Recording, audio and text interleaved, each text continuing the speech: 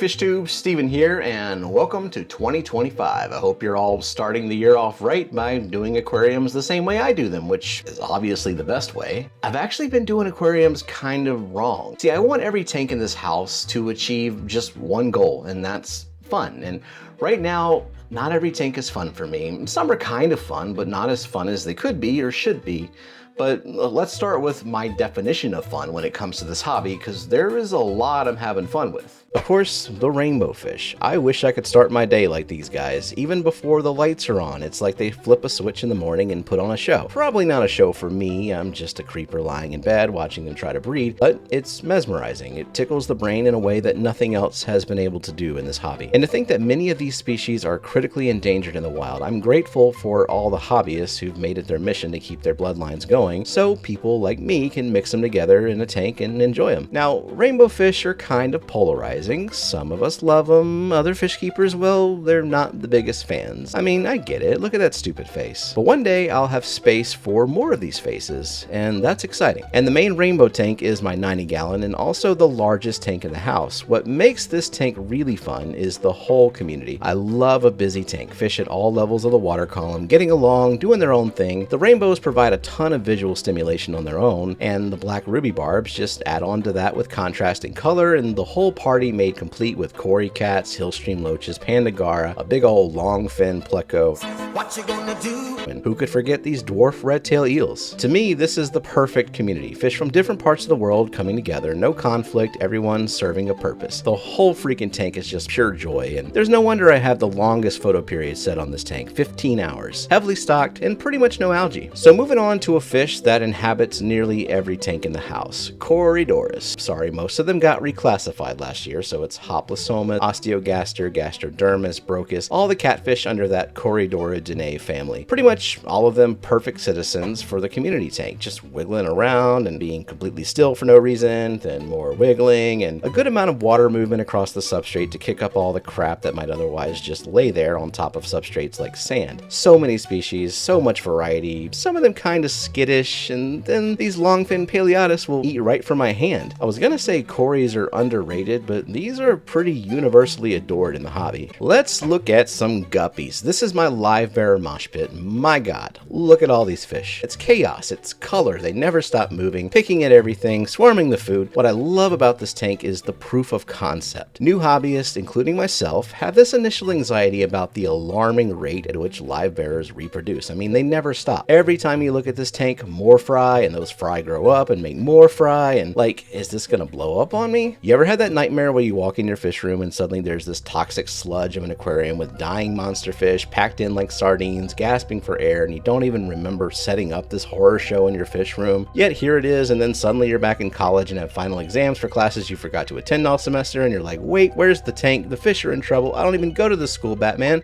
Well, anyway, this live bearer mosh pit is nothing like that. It's been over 5 years since I set this tank up, and the combination of fish, plants, feeding, filtration, water changes, water chemistry, whatever it is, keeps the population in check and the guppies healthy. I've done several videos on this tank, but I have no secret formula for sale, just a tank full of live bearers and a list of stuff I've been doing, and some theories on why it's working here in this fish room. And that's what I want this channel to always be about, nuanced conversations about aquariums, understanding that there are too many variables in our own environments for any one person to have the ultimate answer for how to keep a closed system like our individual aquariums. Not super algorithm friendly in a neat little package, but it's honest. Now on to the puffer tank.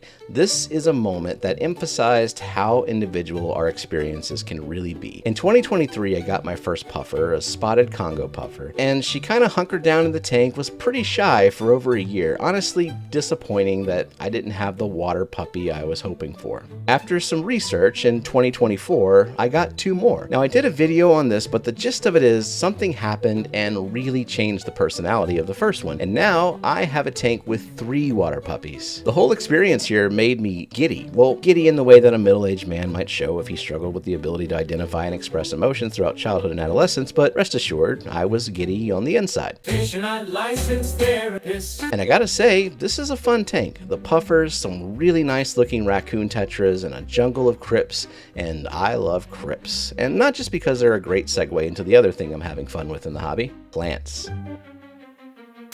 I would not be in the aquarium hobby at all without plants. I've always wanted to be someone who kept live plants, but before I had aquariums, the ADHD kind of kept me in a perpetual cycle of underwater, overwater, back and forth, torturing every poor terrestrial plant that wound up in my house. But grabbing the plant and drowning it helped a lot with that problem. Except it's still not an even playing field. I couldn't help but wonder, why would I keep killing one plant but some others did fine? Because I wasn't really satisfied with just the basic top 10 easy peasy plants anymore, and wanted to understand my limitations and how to really step up my game with the plants. And as much as I love YouTube, this is kind of where the YouTube education fell short. Lights and fertilizer and substrate, yeah, it's important stuff and it makes the economy go round, and CO2 injection of course is the next step, and I definitely ran with that. And yet still there seemed to be a disconnect. There were still things I seemed to not be able to do. None of this was answering the why, and that's when I started learning more about water chemistry and at least some very basic plant physiology. And that kind of went alongside starting a weekly live stream 3 years ago with my friend Dr. Kelley Foreman about the science of growing plants. And that's a stream we still do here every Monday at 4 p.m. Central to this day as of this recording, and I've come a long way in those 3 years. I've learned a lot, I'm still learning a lot, and we've helped a lot of people, and that's been really fun. And as I look to keep contributing to the hobby and support the friends we've made and the amazing positive people in the community who have been so supportive to us over the last several years, I'm putting more focus on growing the hell out of more plants, learning even more about how and why my own systems work, and trying to pass all that along in an honest way. Being able to try different things for myself, truly understanding the pros and cons and nuances in the context of maintaining a closed system, and keeping an open mind to appreciate the high-end stuff, the budget setups, and everything in between. It all has its place, and it's all a learning opportunity. So in this fish house, I'm working with high energy, low energy, medium light, fancy light, overhyped light, CO2 injection, no CO2 injection, aqua soils, sand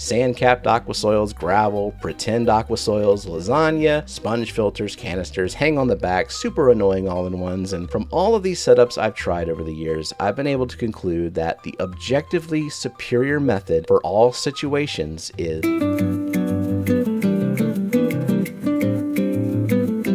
and then success is guaranteed. And always remember to fertilize those plants. Obviously, I don't have all the answers. No one does. I'm not going to settle on a single method or stop messing around with different setups and buying new equipment and fish and plants in the years to come, because without a doubt, retail therapy is just another way I'm having fun. But keeping that open mind, staying positive, and surrounding myself with good intentioned people who are smarter than me, it's all helped me become a better aquarist and in a lot of ways, a better person. And this community, to me, I mean, without it, I don't think I'd be having nearly as much fun. I don't even know if I'd still be in the hobby, or at least at the level I am now. I think a common thread in what brought most of us to this hobby and kept us here is the effect on our mental health. You know, aquariums are sort of well known as a therapeutic hobby, but I think for a lot of us, an extension of that therapy is the community, like the sense of belonging in what's unofficially dubbed the Fishfam. I'm not just talking about channels, it's everyone, it's people. Above all the toxicity and drama and, you know, the social media stuff that can pretty quickly undo all the mental health benefits of fish keeping if you let it. And for the last few years, my wife and I have focused less on growing a channel and more on developing our connection to this community here. Like real friendships, the kind of impactful relationships we might have never developed otherwise. And last year we came together, we mourned the loss of some very close friends, and we also celebrated new life, and we got to know more newcomers. And this year, we're even looking forward to a wedding with two people who never would have met without this community. Who knows what else this year will bring? Maybe even you, because newcomers are always welcome. This community is always growing. And you might find this hobby to be a lot more fun with a few more people to enjoy it with. Really, we just hang out in live streams, and we're on the Discord, and we like to laugh together and share other interests too. And we're always willing to talk about aquariums, of course. So check the video description if you want to find us. So what's actually going wrong in the fish room? We've defined what I enjoy in this hobby, and there is truly so much to appreciate. That's the plan this year. More of that. Not more tanks, just more focus, making meaningful changes. Which reminds me, before we go into the bad stuff, let's talk about one more thing that I find fun, and that's water changes. Yeah, it's another part of this hobby that can spark a healthy debate or a bunch of drama if that's what you're into. And boy, do I do large water changes. I try to do them every week. Now, do I need to change this much water this often in every tank? Probably not, and sometimes I don't. But in this tank, I've actually been aiming for twice a week. But man, if I weren't seeing the results I'm seeing from water changes with my water in my tanks, why would I do it? This hobby is a journey, one never-ending road trip with infinite stops and detours and destinations, and in my travels so far, this is where I'm at. And I don't know where I'll end up later, but that's also fun to me. We all gotta find our own way. A lot of aquarium maintenance is therapeutic to me. Trimming plants, wiping glass, scraping algae, making filter gravy. Sometimes when life is busy, this water change and maintenance schedule might be my only opportunity for the week to spend some time with my tanks and see how things are going. It's just another way for me to feel good about this hobby. Now for this video, I won't run through all the other reasons I do these water changes and why I do all the other work that I do in my fish tanks, because freshwater is so freaking diverse. There are way too many nuances to cover here, and sometimes this topic can cross that boundary of education and venture too far into making hobbyists feel invalidated for the methods and routines they've developed that are working really well for them. And making people feel bad, invalidated, or defensive, well, that's not fun for me. Okay, now let's look at the other stuff that's not fun for me. This is a whole rack of potential. Let's zoom in on each tank and see what sucks. Here is a plant trash can, essentially. I started a colony of blue dream shrimp in here several years ago. It's a fluval chi tank, a 5-gallon box with an integrated light and filter that sits below the water line. What's really unique about this tank is that it's the worst. I honestly don't know why I bought it. I did eventually throw away the horrible light and filter box a while back and replaced it with a co-op sponge filter and a cheap clip-on light, and now it's just, well, you can see what it is. This colony of blue shrimp has spread to the other tanks already, and this is just a shrimp tank. I'm not super into keeping shrimp only tanks, nor do I really mind having them mix into wild types in other tanks, so I need to ask myself if there is any reason to keep this tank around. Do I put a better light on it and turn it into a planted tank with a few nanofish, or do I scrap it all together? Because if I'm being honest, tanks under 10 gallons just really don't do it for me. I don't hate them completely. Like these little aquatic gardens I've set up in this 7-gallon kit and this 2.5-gallon bowl, both I think are great examples of how low light with CO2 injection can be low maintenance. But even still, right now, no fish in those tanks either. Their only saving grace being how robust the plant growth is and my obsession with Bucephalandra. In general, with these small tanks, my options are pretty limited. Like the basic suggestions are usually shrimp, snails, or a betta, and I don't know if I want a betta again, and I already have a little snail farm here for feeding the puffer, but really I overfeed most of my tanks anyway to keep the snail colonies thriving. So this is just another well-planted, boring nano tank. And if I want this space to be something fun, I'm gonna have to make a change. Now moving up, this tank is the exception to the not that fun rack of tanks here. I love pygmy Corys, and these guys colony breed for me occasionally, and I think it serves as a great example of a low energy planted tank. No CO2 injection, a lesson in patience, very little maintenance other than the weekly water change. Moving over to the right, another Fluval Flex that I bought brand new about 2 years ago. It's never been filled. Why? I don't know. I honestly have no clue other than my usual brand of procrastination and indecisiveness.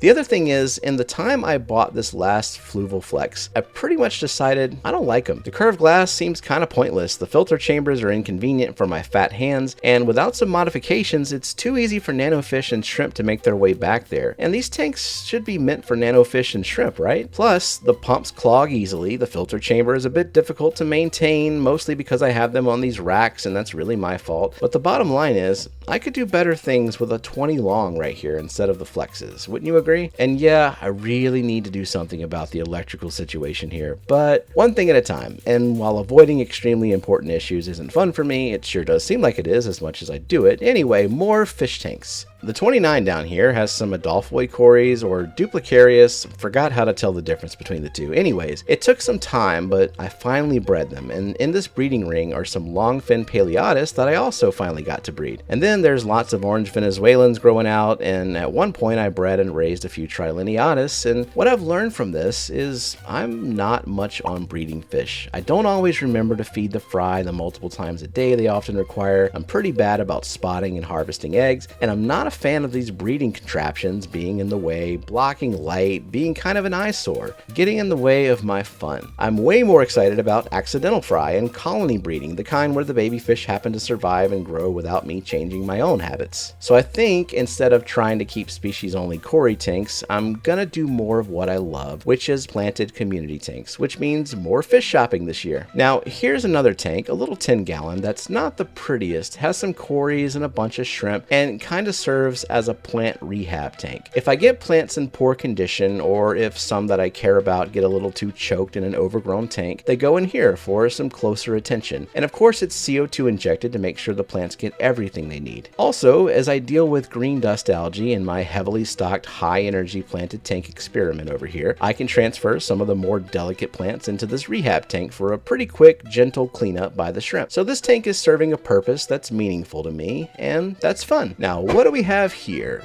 This here is procrastination, laziness, and disinterest all rolled up in fish tank form. Some people might call this the natural look, but I can't even see what's going on in here, so let's scrape some algae first. Okay, so behind the algae is more algae, a couple of gold white cloud mountain minnows, and an accidental rainbow fish that hatched and grew after moving some plants. Why is this tank so inactive? Well, because over a year ago, after acquiring an RODI unit, I decided I wanted to convert one of my tanks to saltwater, just for funsies. And I figured this one would be a good candidate for that venture, and here's the progress I've made on that so far.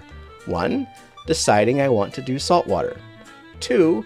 Recording this part of the video where I say I want to do saltwater. So yeah, I've really put a lot of time and effort into that one. Given my affinity for planted tanks, I imagine I'll lean toward a macroalgae tank. I just have to learn about literally everything involved in setting one of those up. And if I ultimately decide not to go salt, either way, I gotta do something with this tank.